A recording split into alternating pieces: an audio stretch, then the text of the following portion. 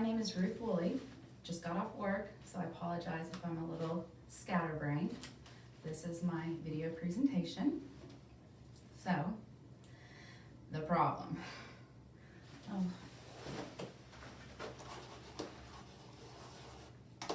Technical difficulties, bear with me. Okay, here we go.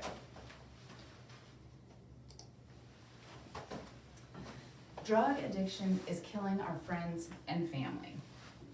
More and more people are dying in Lexington because of opioid drugs than ever before. It was 81 people in 2013, and by 2016, it was up to 162 people. At that point, overdoses had doubled. People are developing other health problems like hepatitis C and HIV from using dirty needles. There were 757 cases of hepatitis C related to drug abuse between 2016 and 2017. This is why a needle exchange program was implemented. A study from the American Enterprise Institute estimates that the opioid crisis is costing each person in Kentucky $2,412. That's a lot of money. However, we do have some good news. In 2018, fatal drug overdoses finally went down, and this was the first time since 2013. There were 233 fewer drug fatalities in 2018 than in 2017. This could be due to improved access to treatment options, increased funding to Kentucky's drug response efforts, limited opioid prescription supplies by physicians, and a grant to fund studies to reduce opioid overdose deaths. UK specifically got an enormous grant, which hopefully will prove beneficial. Even with this decline in overdoses, fentanyl continues to be the most lethal, and in 2018 contributed to 786 deaths. Jefferson County had the most with 229, followed by Fayette County with 117.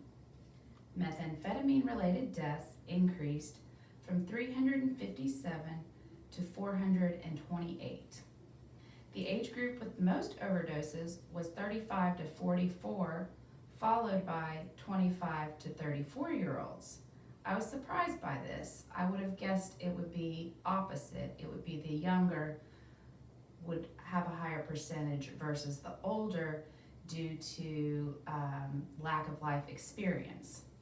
Unfortunately, I believe that some patients are negatively affected due to the limited prescription supplies from providers. I personally experienced this after ankle surgery when I was given a limited supply of pain medication. When I called and requested more, I was denied, understandably. However, I explained I had never been on any kind of pain medication ever in my life. All they had to do was pull my Casper report and was still denied. And unfortunately, had to take so many over-the-counter pain medications that I developed an acute kidney injury. I do work in an oncology unit, and my patients receive appropriate opioid prescriptions with the adequate amounts. I feel that they are less concerned with dependence in that patient population than in the trauma world or the ortho world. Finding a good balance is always going to be a challenge for healthcare providers. So I chose acupuncture as an alternative to opioid pain management because it focuses on whole body healing. As you can see from the handout, acupuncture comes from Chinese medicine. It is a 3,000-year-old healing treatment, so it stood the test of time. It is a type of therapy that involves the placement of tiny needles into pressure points throughout the body. They are so small, they're called needles, but it's almost as thin as like a fiber optic little cable. Each pressure point is found on a meridian, and the goal is to bring the energy of the body back into balance. This balance promotes healing. The U.S. National Institute of Health began supporting this therapy in 1997. It is becoming more widely accepted by healthcare providers as more and more patients seek this treatment modality. I also believe that since it has been recognized by the U.S. National Health Institute, that more healthcare providers support alternative treatments. Research supports the use of acupuncture for pain by reducing chemotherapy-induced peripheral neuropathy, post-operative pain, cancer pain, headaches, anxiety, and depression. With acupuncture, the risks are minimal. However, it may take a couple of sessions or multiple sessions, and it should be done by a trained professional. Not just anybody should be going out there sticking needles into people's bodies. And with any alternative treatment, whether it be music therapy, ginseng jitsu, or in this case, acupuncture, should always be discussed with a healthcare provider prior to starting the treatment. I believe that this treatment is culturally accepted by this patient population, as evidenced by the increasing number of patients that are seeking integrative medicine. My target audience will be presented to adult patients in an oncology unit located on a medical surgical floor. Many of these patients experience pain from the disease process itself, as well as chemotherapy-induced peripheral neuropathy. The use of integrative medicine has been effective in alleviating pain.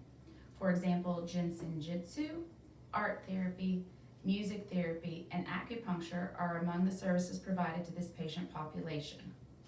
For the purpose of this presentation, the focus will be on acupuncture as an alternative to opioid pain management. There is a growing number of patients that are interested in non-opioid pain management. I hear from many of my patients that, I don't want to take any pain medicine because I have a friend or I have a family member that's been addicted and I don't want to get addicted. I have to take the time to explain that post-operatively or in dealing with cancer pain, as long as it's taken appropriately and under the guidance of a healthcare provider, it can be beneficial. However, their knowledge surrounding these options is very limited, so we all need to get out there and increase our patients' knowledge. The goals of teaching: following this presentation, the patient will have knowledge surrounding the use of acupuncture as an alternative to opioid pain management. There are 3 domains of the learning objectives: cognitive, affective, and psychomotor. As far as the cognitive domain is concerned, I believe the patient will identify 2 benefits of acupuncture versus the many risks of opioid pain management prior to shift change, and the patient will be able to accurately judge whether it would be a good pain alternative for them. It will be evident that learning has occurred if the patient is able to list the advantages of acupuncture and determine whether they are willing to explore this treatment option. Under the affective domain, the patient needs to do something, verbalize or write. So in this case, the patient will verbalize his or her willingness to read printed information about acupuncture, and the patient will state any concerns he or she has about using acupuncture for their pain management by the end of the shift. This was evaluated when the patient assumed responsibility for the new knowledge provided and explored their concerns. Psychomotor: the patient will use this handout provided to contact an acupuncture specialist in their community, and once they have contacted the specialist, they will go ahead and schedule an an appointment with that acupuncturist prior to discharge. It will be evident that learning has occurred when the patient schedules the appointment and goes and actually receives the treatment. In discussing alternatives to opioid pain management, one other therapy that we have at the hospital in which I work is pet therapy. And we have dogs come in, and I know for me personally, when I'm having a rough day and feeling overwhelmed, when those dogs come up onto my floor, my mood changes immensely. So as far as pain for me, it relieves my pain by elevating my mood. And I want to thank you all for taking the time to listen to my presentation. Sorry for the technical glitches.